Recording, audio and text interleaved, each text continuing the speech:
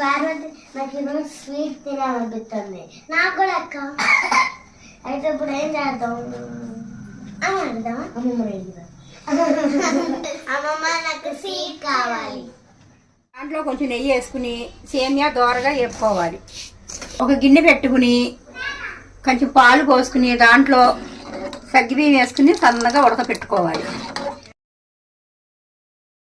బెల్లంలో కొంచెం నీళ్లు పోసుకుని వేరే ఒక పాత్రలో వేసుకుని కరగబెట్టుకోవాలి. సేమియా దోరగా వేగిపోయి బాగా వేగిపోయి ఇట్లా చూసుకోవాలి ఎర్రగా.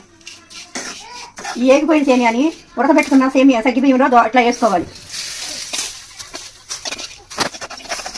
సేమియా పాలలో వేసుకోవాలి. సగ్గుబియ్యం సేమియాలు కలిపి అలా తిప్పుకుంటూ ఉండాలి.